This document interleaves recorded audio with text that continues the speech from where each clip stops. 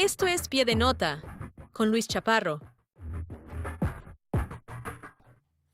Mira, estamos esperando a que se conecte el doctor Crame, que creo que estamos teniendo un poco de fallas técnicas ahí de su lado, pero le cuento, se llama el primer índice de ingobernabilidad del gobierno de la presidenta Sheinbaum, octubre de 2025. Ahí, en este reporte del doctor Crame, se dice que el 2025 marcaría el inicio del sexenio más complejo para México en las últimas 2 décadas. El gobierno de la presidenta Claudia Sheinbaum enfrenta una convergencia de amenazas que cruzan lo político, económico, social, ambiental y militar, configurando el primer índice de ingobernabilidad nacional. Así lo dice el reporte Crame. Los hallazgos importantes que hace o que publica el doctor Crame muestran que políticamente Morena atraviesa una fractura interna entre claudistas y amlistas, con casos de corrupción y vínculos con el crimen organizado que erosionan la legitimidad del proyecto. Económicamente dice que los aranceles de Estados Unidos, la desaceleración del nearshoring y los conflictos con empresarios elevan el riesgo de recesión técnica. Socialmente, la desobediencia fiscal, los bloqueos rurales y las protestas estudiantiles reflejan fatiga ciudadana frente a la inseguridad y la incompetencia institucional. Ambientalmente, el cambio climático y la falta de resiliencia urbana exponen fallas estructurales en la gestión del territorio. Y militarmente, los cárteles tecnificados con drones y el involucramiento de Fuerzas Armadas en Huachicol generan vulnerabilidad interna y fricciones con Washington. Tenemos ya al doctor Crame conectado. Le damos la bienvenida aquí al espacio de Pie de Nota, como cada jueves, al reporte Crame.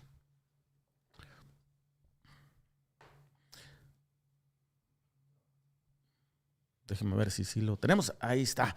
Doctor, ¿cómo estás? Muy buenos días. Como siempre, pues bienvenido a tu espacio, el reporte Crame de cada jueves. Muchas gracias, querido Luis. Siempre con un gusto saludarte a ti y a nuestro auditorio querido de Pie de Nota. Doctor, pues muy interesante el reporte Crame de esta semana, como siempre.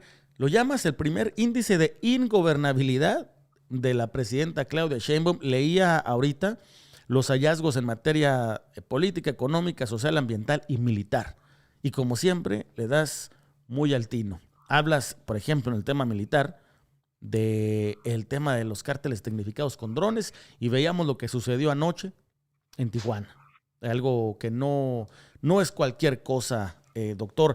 Cuéntanos qué es lo que estás viendo tú en este llamado inicio del fin de la administración de Claudia Sheinbaum. Gracias, querido Luis. Bueno, un preámbulo. Este primer índice de gobernabilidad lo vamos a tener una vez al mes en Pie de Nota y vamos a estar platicando sobre eso. ¿Por qué? Porque la idea es darle un seguimiento cada 30 días.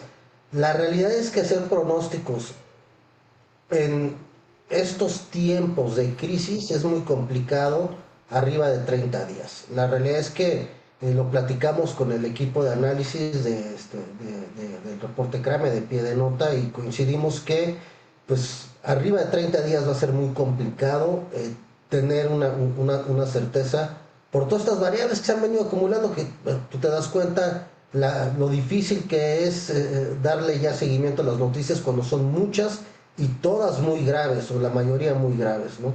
Entonces, en ese sentido, tenemos claro que lo que debemos hacer es una radiografía mensual de lo que se pretende diagnosticar o medir, que es la ingobernabilidad de esta administración de Claudia Sheinbaum, ¿no? Y como bien dices, pues los drones es un ejemplo. Tijuana se ha convertido en un teatro de guerra muy complicado, porque en una de esas se le va un explosivo, un IED de un dron a territorio americano y hay una situación ahí que podría escalar el conflicto bélico. Ya lo dijeron ayer la publicación de ICE, hoy lo volviste a comentar en Pie de Nota, lo peligroso que es cuando ya empiezan a pedir cabezas de agentes americanos. Entonces, pues todo esto suma a que alguien aviente un cerillo a un tanque de gasolina y se crea un incendio que no debiera de ser. Además, hablando de incendio y de gasolina, Doc, ahí en las amenazas económicas, aranceles, recesión y fricción empresarial, digo, lo comento y lo destaco porque viene la fecha en la que dio prácticamente Marco Rubio a México para que se alinee, para que haga algo, para que demuestre que se está trabajando, o vendrían consecuencias de nuevo, seguramente arancelarias, que es lo que se amenazó. En ese contexto, Pemex está verdaderamente en crisis. Señalas pérdidas por 3.800 millones nada más de robo de combustible, altas emisiones de metano y caída de producción, amenazando las finanzas públicas y las metas climáticas. Es decir, no hallamos para dónde movernos ni en seguridad ni en el tema económico, que ahorita para Estados Unidos digamos que la mezcló las dos. Sí, recordarás también ese tuit de Marco Rubio donde dice que no le gusta que lo engañen, ¿no? Y que llama tramposo al gobierno mexicano, ¿no? Entonces, sí, efectivamente yo creo que en la parte económica, recordemos que es el poder suave, ¿no? En relaciones internacionales, en política exterior se habla de poder suave y poder duro, soft y hard power, ¿no? Y el poder económico es esa dimensión que es un poder suave, pero que es muy fuerte. Yo creo que el peligro, querido Luis, para la audiencia que nos escucha, es cuando el poder suave sea acompañado del poder duro, o se deja el poder suave para optar por medidas del poder duro cuando se vea que que las presiones del carácter económico no están dando los efectos o los resultados que Estados Unidos y Washington esperan, ¿no? Esa es la gravedad del asunto. Entonces, por eso es que también económicamente pues hay que estar monitoreando muy bien qué es lo que va a suceder. Pemex, efectivamente, tú bien lo dijiste, es un elefante blanco, ha sido ya ni siquiera caja chica, porque es la caja grande, la inmensa, ¿no? Para uso partidista, política, ¿no? Y además, pues, con ayuda y apoyo de los cárteles. Y hoy acaba ¿qué más expresión quieres que el intercambio de tweets que hubieron entre Carlos Jiménez, el congresista republicano, y Esteban Moctezuma, el embajador de México en Estados Unidos? Durísimo, durísimo, Luis, porque, pues bueno, ¿no? Ahí se empieza a hablar sobre intervencionismo, ¿no? Dice, bueno, ¿por qué la presidenta está apoyando a Cuba y a Venezuela con estos regímenes? Esteban Moctezuma sale a defender la postura de la presidenta, y bueno, la verdad es que la respuesta de Carlos Jiménez fue realmente letal, ¿no? Además, recordemos que también qué ambigüedad puede, puede estar ocurriendo en las expresiones de la presidenta cuando exige soberanía por un lado, pero tenemos, por ejemplo, células, hay que decirlos porque son células, de células partidistas políticas de Morena en Nueva York. ¿Tú dónde has visto que existe una célula política del Partido Republicano, del Partido Demócrata en la Ciudad de México o en Chihuahua o en Nuevo León? Yo desconozco si existe, pero sí hay células partidistas políticas en Nueva York y en Los Ángeles y en Chicago y en varios lugares del Partido Moreno. Entonces, bueno, esa es otra parte de la ingobernabilidad que se está creando. Es decir, no solamente son las condiciones inherentes del gobierno y la administración, sino además las propias piedras que ellos se van poniendo en el camino.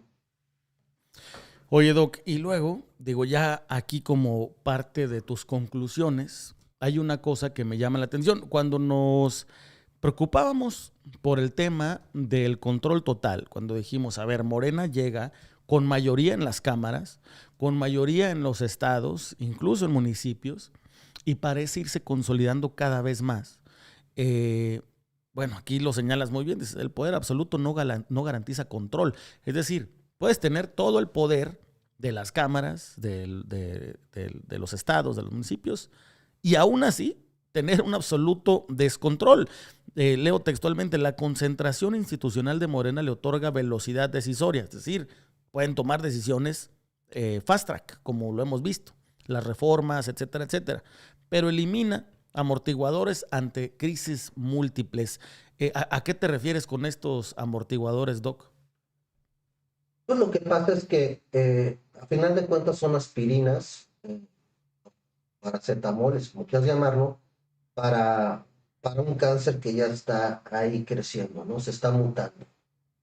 Y ya hago la alusión del cáncer porque, pues bueno, pues lo vemos todos los días en pie de nota, cómo el país está realmente, no quisiera decirlo así, pero cayéndose a pedazos en el sentido de que en cada estado de la República tiene una problemática muy clara y muy puntual. ¿No? Y realmente la sumatoria de esos pequeños incendios, grandes incendios, se acumula a un creciente descontento popular. Quiero decirte, Luis, bueno, lo hablamos tú y yo por teléfono. Tuve la oportunidad de ir a las inundaciones que ocurrieron en Álamo, Veracruz, ¿no? En donde te das cuenta que es una desolación completa del gobierno. Yo jamás había presenciado o atestiguado una ausencia total del gobierno. Únicamente dos camionetas de la CFE fue toda la visibilidad y la cara del gobierno que yo vi en Álamo, Veracruz. O sea, no había ninguna otra presencia de ningún tipo, ni militar, ni policial, ni de nadie en Álamo. Y la gente verdaderamente, primero en shock y luego ya enardecida. Traté de llegar a Poza Rica, como bien sabes, pues llevé junto con otros ciudadanos ayuda humanitaria, víveres, ¿no? En una camioneta y en un convoy, pues siguiéndonos unos a los otros, y ya no nos dejaron entrar a Poza Rica, ¿no? Esa fue una realidad, nos regresaron de Poza Rica a Álamo. Entonces, yo no quiero ver qué haya pasado en Álamo, en Poza Rica, si fue peor que Álamo, pero Álamo parecía Gaza, ¿no? Y sin esa presencia del gobierno que llega después, tiempo más tarde, ¿no? La gobernadora con su directora de protección civil, con los tenis impecables, blancos, limpios, ¿no? Sin ningún tipo de conocimiento. El director de Poza Rica es un joven que no tiene ni la licenciatura. La directora nacional de protección civil estudió licenciado en artes. Y yo ahora te mandé una información por teléfono donde nos vamos a dar cuenta que pues, un nuevo nombramiento en la Secretaría de Seguridad Pública Federal pues tampoco cumple con el perfil. Y así muchas otras más. Entonces realmente eso contribuye a la falta de atención a los problemas, a las amenazas que toda nación tiene, y eso implica forzosamente un deterioro en la gobernabilidad. Y es lo que estamos viendo. Tú mencionas cualquier estado de la República y existen indicios ya fuertes de esa ingobernabilidad. Doc, por último, parece que a la presidenta se le están juntando pequeños problemas, que parecerían pequeños problemas, pero de uno en uno ya tiene ahora sí pues mucho que hacer. Aquí, como con tu conclusión general, dices, México transita por una estabilidad aparente con alto potencial de ruptura. El desafío de la presidenta Sheinbaum será evitar que la suma de pequeñas crisis económicas, sociales, climáticas se convierta en una crisis sistémica de gobernabilidad. Va la presidenta para el segundo año en su administración y hablábamos la vez pasada, Doc, y con esto a lo mejor podemos ir cerrando. No se le ve un equipo sólido, no se le ven lealtades en su equipo, más allá de la de Omar García Harfuch. Este año tendría que consolidarse un equipo leal, sólido y una estrategia verdaderamente de trabajo. Que creo que ahorita siguió mucho lo que venía haciendo con Andrés Manuel López Obrador, como que heredó prácticamente al mismo gabinete, pero no ha consolidado lo que es el proyecto de Claudia Sheinbaum, o no lo vemos. Leal, sí, sólido también, pero sobre todo, querido Luis, un equipo que le funcione, que le dé resultados, No podemos tener eh, gente que no tiene los perfiles en puestos muy delicados. Esa es la situación más importante y más relevante.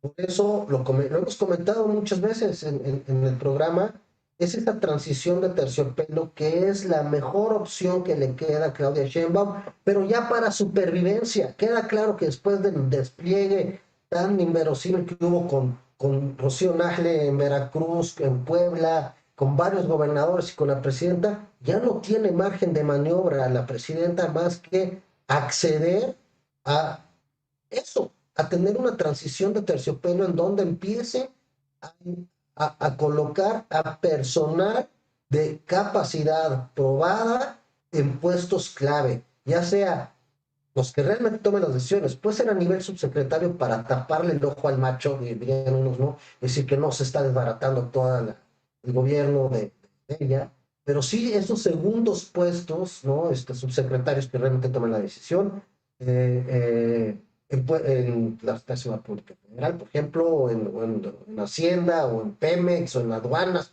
¿no? Y poco a poco ir retirando a estos personajes que no le ayudan, le estorban en su programa de gobierno, y además, pues es que ya no, la realidad es que si es ya sería una racionalidad o una acción por supervivencia, Luis, por supervivencia política de ella. Eh, yo nunca he visto un deterioro tan fuerte eh, y tan marcado de un inicio de administración. Puedo estar equivocado, y a lo mejor es una cuestión de percepción porque no lo he medido con otros sexenios, pero lo que sí está medido es este índice de ingobernabilidad que está ahí. Lo calificamos en grave, severa. Por ejemplo, la parte política es crítica, la económica fue severa, la social fue elevada, el ambiental es serio, ¿no? Que es media alta, y la parte crítica, militar y seguridad. Entonces tenemos dos impactos y probabilidades altas, que es el sector militar y de seguridad, y el sector político. Dos muy graves. Y el económico está en severo. Aunque tengamos también la parte económica en crítico, entonces yo creo que ya estamos dentro de la tormenta perfecta. Definitivamente, Doc. Doc, ¿dónde pasa la gente? Digo, está tu reporte, desde luego, en piedenota.com. ¿Dónde lo puede tener de acceso temprano? ¿Dónde te pueden leer? ¿Dónde te pueden seguir? Está en mi Substack, ¿no? Y sale la noche del miércoles, para que pues estén con nosotros aquí en Pie de Nota, y nos estemos haciendo sinergia todos, el auditorio, tú y yo, y el equipo de Pie de Nota. Doc, pues muchísimas gracias como siempre. Bien atinado, bien acertado tu análisis. Seguimos hablando porque hay mucho de qué platicar, Doc. Te agradezco mucho como cada jueves. Un abrazo, Luis, a ti y al auditorio. Abrazo, que tengas un bonito día.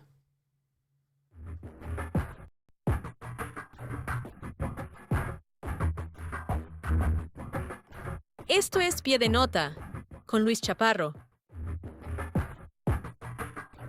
Sí, tuvimos al doctor Galeb Krame con el reporte Krame cada jueves, el primer